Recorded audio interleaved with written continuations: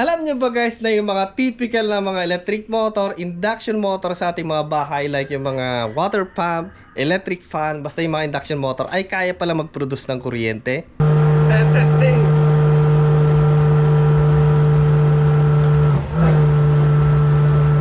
So, aalamin natin ngayon, iimbestigahan natin ngayon kung paano nangyaring generator yung induction motor na ganito.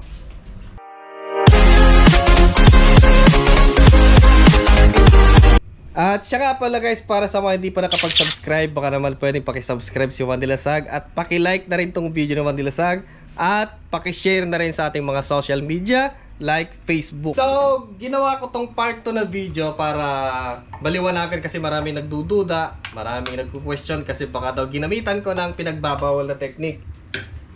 So, ang sasagot ng question na yon ay yung experiment natin, hindi lang si Juan de la Sague. Kaya na mismo ang makakapagsagot. So, i-try muna natin. Wala akong minodify sa loob. Dito, wala din kasi nga, yan yung driver natin eh. Sabi pa nila, pwede ba natin ano naman. So, sinubukan ko dahil sa wala tayong pulley. Wala din ako mahanapan dito. Ibang size siya. So, susubukan natin.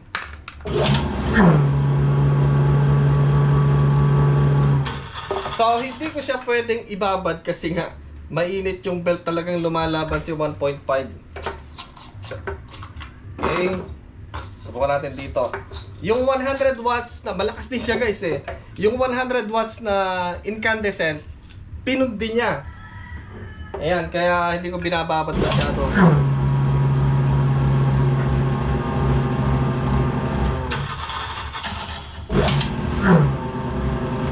Kita niyo nung delay nung bago siya andar. Kasi kung sabihin natin may jumper papunta dito, sana on time na pag on natin dito, iilaw na rin siya. Kita niyo yung response. So, ano pa ba yung i-test natin iba? Eto, meron tayong i-test. Pero sabi ko lang, lahat ng gagamitin natin, i-review natin dito. Eto guys, yung susubukan natin i-load sa ating experiment. Isang Predator air compressor, 9 liter. Yan, tamang-tama sa mga nagsisimulang shop. Pang tawag dito, pang motor shop. Yan, maganda pang linis. Tapos, paired ng ganito guys, yung kanyang hose. May siyang kasamang yung kanyang filter at gulong. Gulong ba to o rubber damper? Manual din mismong. Tara! Cute na cute. Yun. So ito guys, meron siyang air cleaner. Ayan, lagyan natin dito. Air filter pala. Tapos yung mga rubber damper niya. Kala ko gulong. Pwedeng pangpahangin ng gulong. So naka-ready na siya. So kung gusto niyo pang linis, yung nozzle na ganito, pwede kayong bumili guys. Yan. Maganda kasi nga pwede sa multiple na port. Gaba pang hangin sa gulong. Ayan. Sabay-sabay. Ayan siya guys quick plug. Ayan, papasok lang natin dito. Ayan Tapos lock lang. Tapos kung panghangin ng gulong, lagyan natin dyan. Or additional pa, pwede hindi kayo nag-aagawan. Yun gusto nyo ilagay, tanggalin nyo to, lagay natin to. Ayan. Ito. Ayan, para hindi ka nag-aagawa, Ito yung tatlong bagay na nagustuhan ko sa kanya guys, kay Predator air compressor 9 liter. Unang-una, cute. Maliit lang siya Kita nyo naman, cute na cute. Ito yung chihuahua ni Predator, yung pinakabunso. Then, meron na rin siyang circuit breaker dito. Then, meron na rin siyang pressure gauge. Sa liit niya, pero meron siyang pressure gauge. Ayan. So, kung bibili kayo ng ganito, at gusto nyo lagyan ng hose na ganito, yung panglinis, yan, pang blower. At ang maganda lahat, quick plug Diba kung gusto natin iligpit,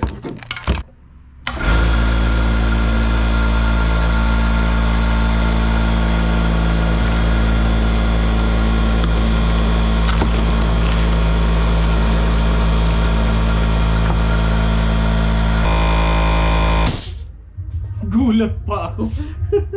So ilagay natin itong kanyang hose. Ito kasi pag mga quick plug na ganito. Ayan. So nakabukas na po yan. Hindi pa pala. Buksan lang natin. Okay. Yun.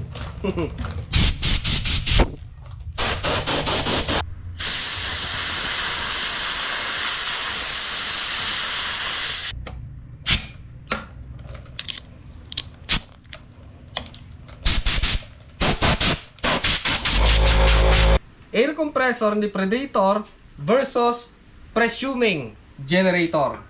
So yan guys, wala pong nakasaksakan na iba yan. Lahat po yan ay totoo yung pinapakita ko dito. Ayan, hindi ko po ginagamitan ng pinagbabawal na technique. Okay? Ito yung supply papunta sa ating drive motor.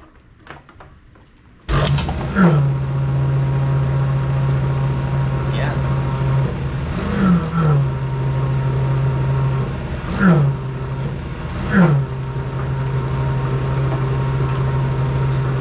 Sabayin natin ang ilaw para makita natin ano nangyayari.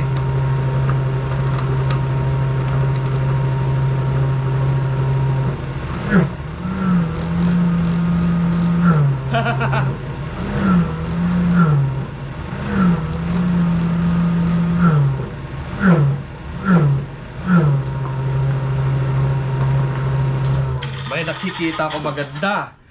Bubuksan ko lang ito tapos paikutin natin.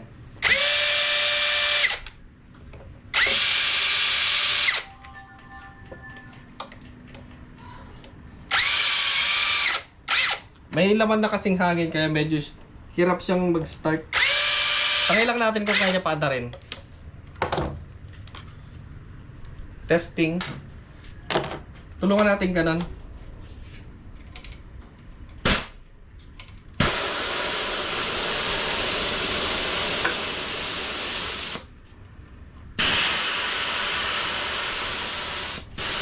Paki-like naman guys itong experiment natin. Okay, sapat na siguro. Tutulungan lang natin ganun. Kaya may load tayong ilaw para makita natin kung nagdadrop. Okay? Ay.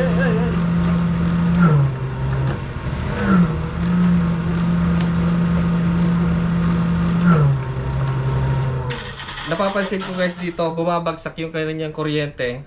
Ayan, pakita natin sa monitor. Kasi kung bumagsak na, ayan na niya paanda rin. Ayun, umikot. Although umiilaw to. Ito kasi iilaw hanggang 80 volt eh.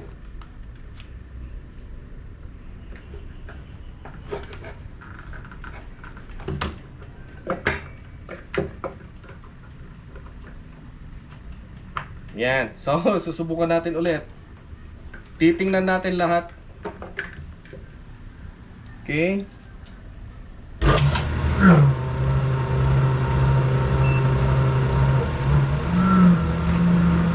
Ayun o.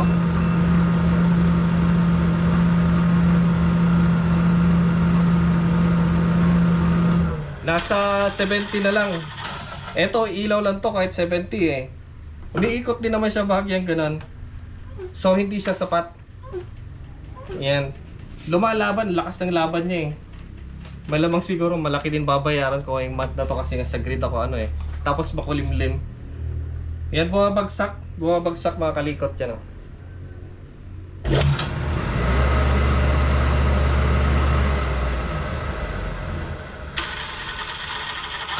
Bisa nag-activate, ginabuhay yung kanyang exciter. Ayun.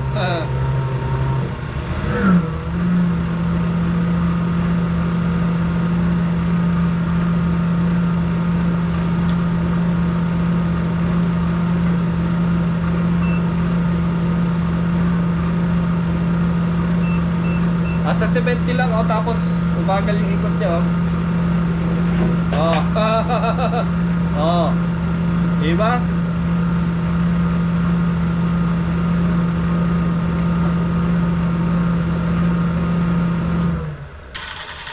Okay, so try natin tong i-try natin baka naman nasira tong compressor. Bagay durability test na rin niya. Testing lang natin.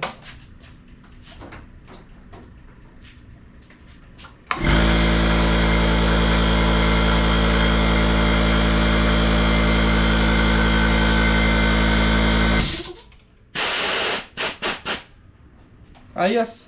So, para sa mga interested na bumili ng ganitong compressor, nasa description box. Tapos yung kanyang hose na may kasamang nozzle at yung kanyang adapter.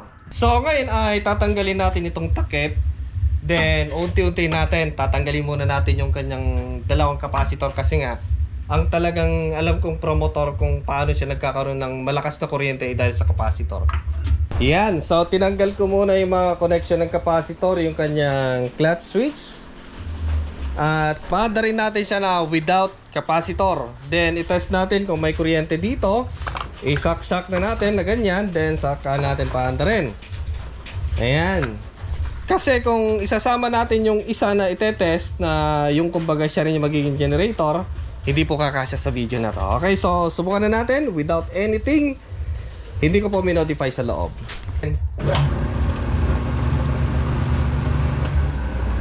Pansin nyo yung gaan ng kanyang andar, yung freewheeling niya. Kanina hindi, pag energize yung kanyang rotor or meron siyang magnetism, talagang napakaigpit, lumalaban talaga. Parang labo-labo. Subukan nating saksakan. Nothing, wala. Lalabas. Subukan natin kung walang kuryente. Wala. Check natin sa AC. Kung meron, dito muna. So may lumalabas na 2.3 volt AC. Check natin din eh. Nasa 2.3, 2.6.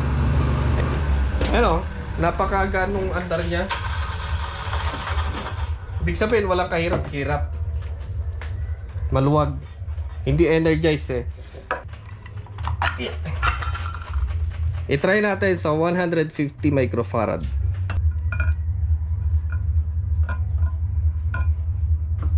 Bukan natin ulit.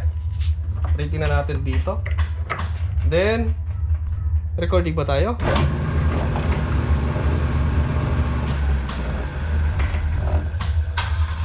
So, parang walang nangyari. Nothing happened. Test natin ng tester kung tumaas ba or hindi yung kanyang pati-tester natin. Wala na. Ako yung nagre-review ng tester pero ako ngayon yung sira-sira yung tester niya. Yan.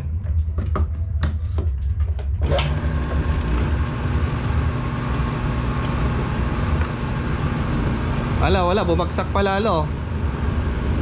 0.7 pala. Wala, bumagsak lalo. Tinanggal ko yung load na ilaw. Ayan, 0.720.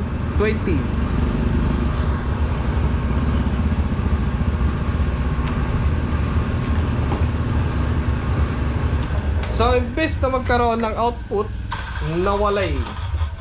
So, i-try natin yung isa.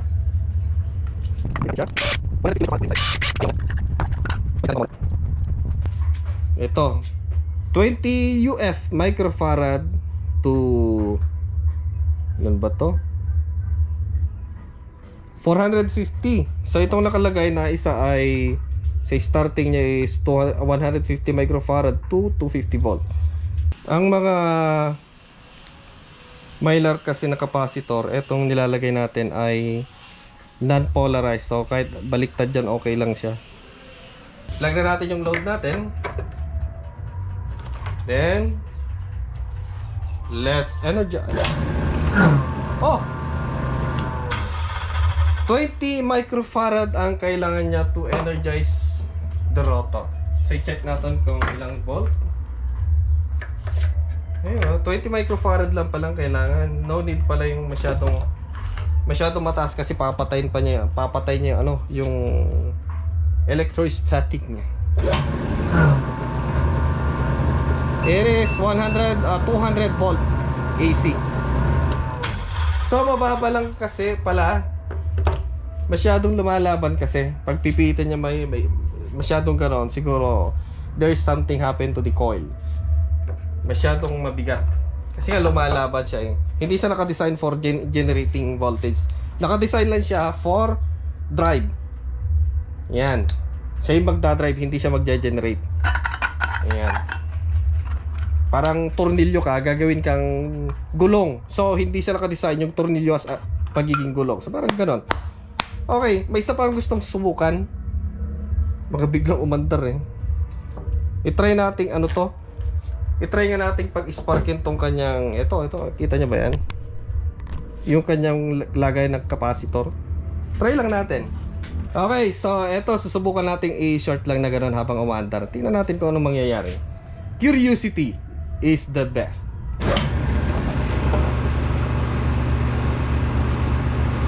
Oh, may lumabas sa kanyang 11 volt. Ang galing. Try natin ulit. 11 volt ngayon, kanina 2.7 eh. Ayan o.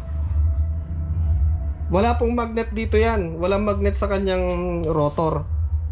Ayun po siguro yung electrostatic na nangyayari. Ayan o. Naging 11 volt. Ang lupit. Try natin. Madilas sa huwag ka sasablang. Ayan o. Nag-spark siya o. Okay ba?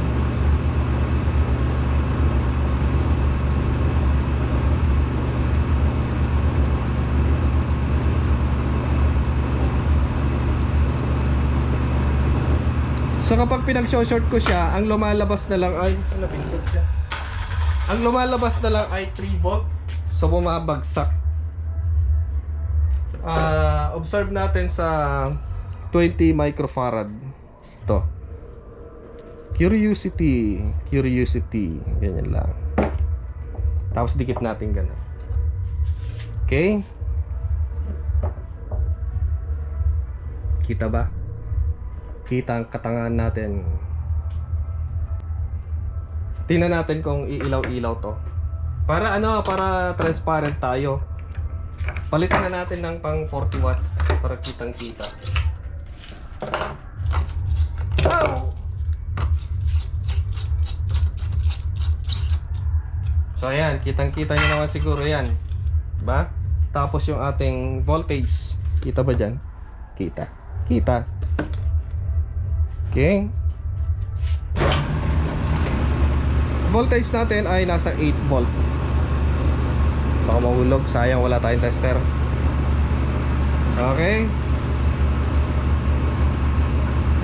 Ganun. Pitin natin. Start. Wala oh. Buka natin siyang ganyan.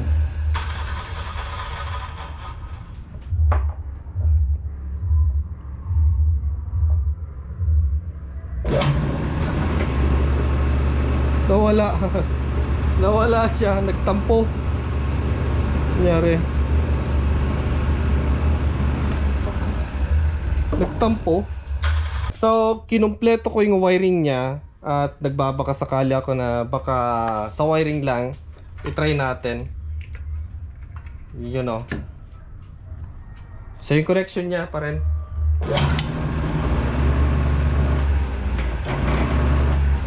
And that's it, nawala. Okay, so may isang paraan dyan. Tingnan natin kung effective to. Subukan natin siyang paandarin gamit ang AC. At siguro i-energize natin siya. So, ganun. Tingnan natin ulit kung babalik yung ganun. So, subukan natin paandarin gamit ang AC. Kasi meron akong pinagdududa na isang theory dito. Na kapag ginamit natin yung electric motor or induction motor, mayroon siyang naiiwang konting magnetism sa kanyang rotor or else dyan sa kanyang body. So kapag yun ay nawala yung capability niyang mag-generate ng kuryente. So subukan natin. Ang magnet kasi hindi naman, kumbaga yung mga magnet sa natin speaker, hindi naman talaga yan eminent dyan eh. Nilagay lang naman yan eh, nawawala over time. So subukan natin, baka sakali may balik. So ito ay run by 220 AC.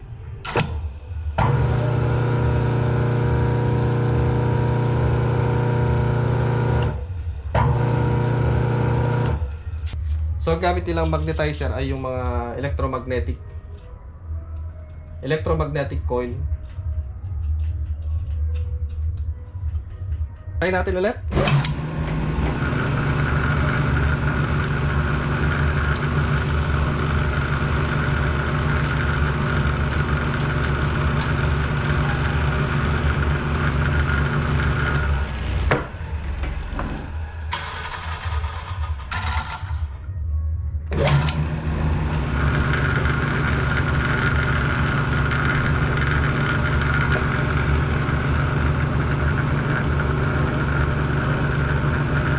Naging 6 volt AC na lang siya. 5.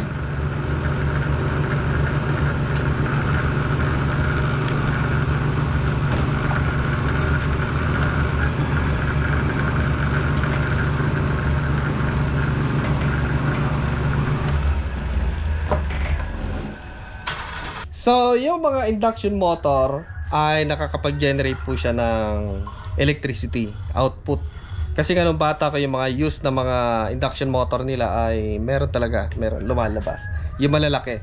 So, eto ay natanggal natin yung kanyang capability na mag output kasi siguro yung pag short natin kanina siguro natanggal. Over time siguro ay nawawala yung kanyang naiiwan kung ginagamit natin. So, hindi naman kasi intended na generator yung ganito. Although meron siyang nilalabas na kuryente, pero napapansin ko sa kanya is sakal. Sakal siya. Kasi nga, hindi siya designed to generate. Naka-design siya for driving. Naka-driver ng ating mga appliances, ganon. Ating mga industrial purposes. So, hindi naman siya nasira. Kasi nga, malamang siguro may naiwan lang magnetism sa kanyang loob. So, yun siguro yung na-amplify. Pero not intended talaga na maging generator. Huwag nyo gagamitin. Kasi nga, pansin ko naman dito sa kanyang belt talagang lumalaban yung motor. Okay, baka sinasabi nyo, sayang naman madilasag nasira yung induction motor ni Michigan na 1.5 horsepower. Hindi po. Eto, papaandarin natin. Boom.